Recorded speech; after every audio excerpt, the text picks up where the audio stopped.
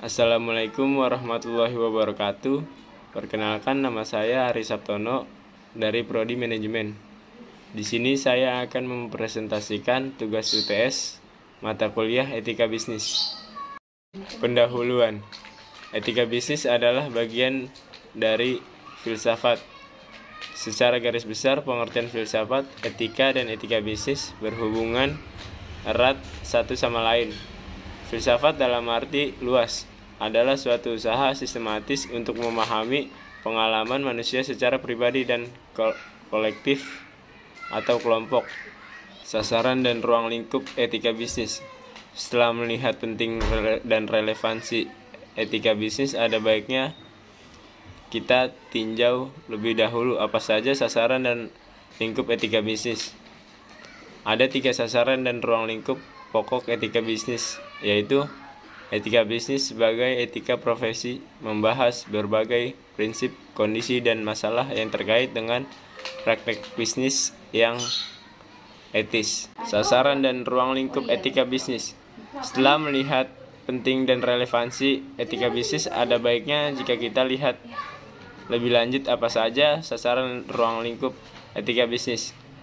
Ada 3 sasaran dan ruang lingkup pokok etika bisnis di sini, yaitu 1. Etika bisnis sebagai etika profesi, membahas berbagai prinsip, kondisi, dan masalah yang terkait dengan praktek bisnis yang baik dan etis.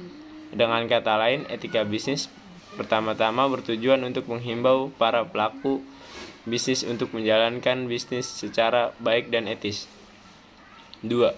Menyadarkan masyarakat, khususnya konsumen, buruh, dan masyarakat luas, pemilik aset umum semacam lingkungan hidup, akan hak dan kepentingan mereka yang tidak boleh dilanggar oleh praktek bisnis siapapun juga.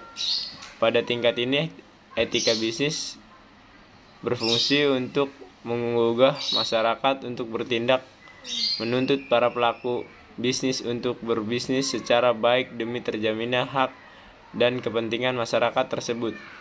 3. Etika bisnis juga berbicara mengenai sistem ekonomi yang sangat menentukan etis tidaknya suatu praktek bisnis. Dalam hal ini, etika bisnis lebih bersifat makro, yang karena itu barangkali lebih tepat disebut etika ekonomi. Dalam lingkup makro semacam ini, etika bisnis berbicara mengenai monopoli, oligopoli, kolusi, dan praktek-praktek semacamnya yang akan sangat mempengaruhi tidak saja sehat tidaknya suatu ekonomi, melainkan juga tidak baiknya praktek bisnis dan dalam sebuah negara.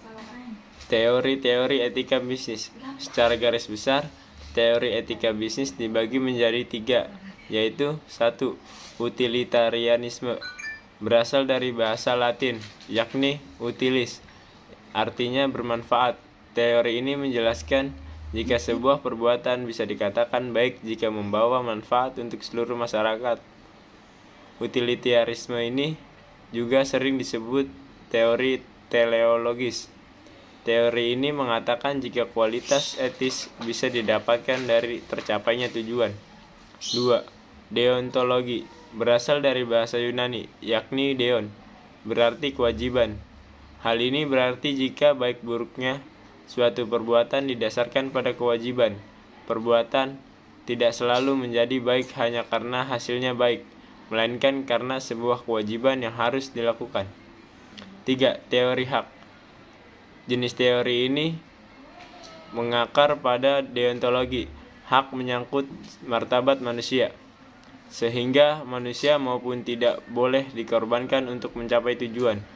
Dalam etika bisnis, teori hak menjadi salah satu teori yang sangat penting untuk dijalankan. Pendekatan stakeholder. Stakeholder adalah para pemangku kepentingan, yaitu pihak atau kelompok yang berkepentingan, baik langsung maupun tidak langsung terhadap eksistensi atau aktivitas perusahaan, dan karenanya kelompok tersebut mempengaruhi atau dipengaruhi oleh perusahaan. Berikut ini adalah jenis klasifikasi stakeholder. Dibedakan menjadi 2, yaitu 1. Stakeholder utama atau primer. Pemangku kepentingan utama atau primer ini berkaitan secara langsung dengan pembuatan kebijakan, program, dan juga proyek. Mereka adalah penentu primer atau utama dalam aktivitas pengambilan suatu keputusan dalam suatu organisasi, yang termasuk ke dalam pemangku kepentingan primer misalnya seperti masyarakat, tokoh masyarakat, dan manajer publik. Masyarakat merupakan pihak yang terkena dampak secara langsung yang paling besar dari kebijakan yang dibuat oleh organisasi. 2. Stakeholder sekunder atau pendukung. Stakeholder pendukung atau sekunder ini adalah salah satu jenis pemangku kepentingan yang tidak mempunyai hubungan secara langsung terdapat keputusan atau kebijakan yang diambil oleh perusahaan dengan stakeholder. Hubungan antara perusahaan dengan stakeholder tentu saja akan mengalami perubahan yang dinamis seiring dengan berjalannya waktu. Berikut ini merupakan beberapa hubungan antara perusahaan dengan para pemangku kepentingan. 1. Inaktif atau hubungan tidak aktif. Pada hubungan tidak aktif, perusahaan mempunyai keyakinan bahwa mereka bisa mengambil dan juga membuat kebijakan atau keputusan secara sepihak tanpa mempertimbangkan pengaruh yang terjadi kepada pihak luar. 2. Reaktif atau hubungan yang reaktif. Pada hubungan yang reaktif ini, perusahaan sangat cenderung untuk mempertahankan diri dan hanya akan bertindak ketika dipaksa untuk melakukan sesuatu. 3. Proaktif, hubungan yang proaktif. Pada hubungan proaktif ini, perusahaan mempunyai kecenderungan untuk melakukan antisipasi terhadap berbagai kepentingan para stakeholder. Hal itu biasanya pihak perusahaan mempunyai departemen yang mempunyai fungsi untuk melakukan identifikasi terhadap berbagai isu atau permasalahan yang menjadi perhatian khusus bagi para pemangku kepentingan. Bisnis dalam manajemen pemasaran. Kegiatan pemasaran ataupun promosi dilakukan untuk memberitahukan atau menawarkan produk atau jasa agar mudah dan cepat dikenali oleh masyarakat, dengan harapan adanya kenaikan pada tingkat pemasarannya.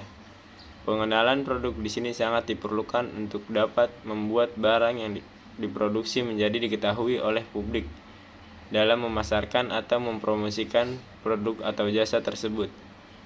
Diperlukan etika-etika yang mengatur bagaimana cara berpromosi yang baik dan benar, serta tidak melanggar peraturan yang berlaku. Etika juga diperlukan agar dalam berpromosi tidak ada pihak-pihak yang dirugikan oleh teknik promosi.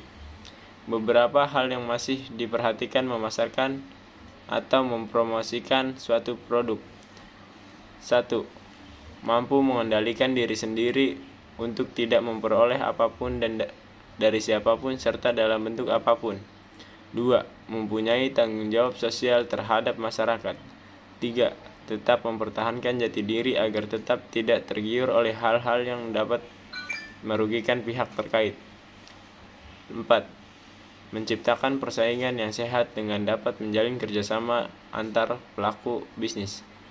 5. Memelihara kesepakatan atau menumbuhkan kesadaran terhadap apa yang disepakati dengan konsumen atau pelanggan. Etika bisnis dalam manajemen produksi. Dalam proses produksi, sebuah produsen pada hakikatnya tentu akan selalu berusaha untuk menekan biaya produksi dan berusaha untuk mendapatkan laba sebanyak-banyaknya.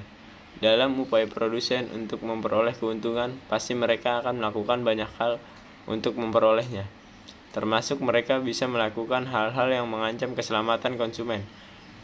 Padahal konsumen dan produsen bekerja sama. Tanpa konsumen, produsen tidak akan berdaya. Seharusnya, produsen memberi perhatian dan menjaga konsumen sebagai tanda terima kasih telah membeli barang atau menggunakan jasa yang mereka tawarkan. Etika bisnis dalam manajemen sumber daya manusia. Pengertian etika dan manajemen sumber daya manusia dapat diterjemahkan sebagai ilmu yang menerapkan prinsip-prinsip etika terhadap hubungan dengan sumber daya manusia dan kegiatannya.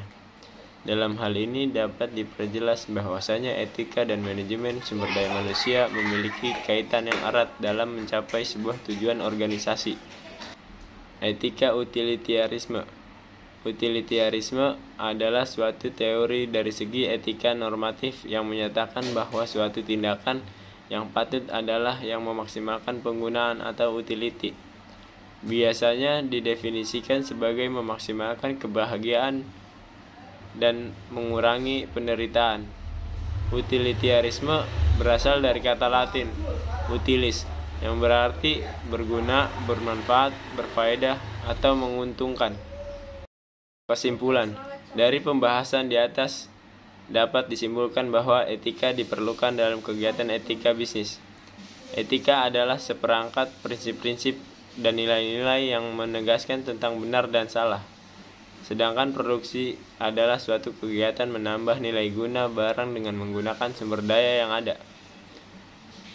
Jadi, etika produksi adalah seperangkat prinsip-prinsip dan nilai-nilai yang menegaskan tentang benar dan salahnya hal-hal yang dilakukan dalam proses produksi atau dalam proses penambahan nilai guna barang. Tujuan produksi antara lain sebagai berikut: memperbanyak jumlah barang dan jasa. 2. Menghasilkan barang dan jasa yang berkualitas tinggi. 3. Memenuhi kebutuhan sesuai dengan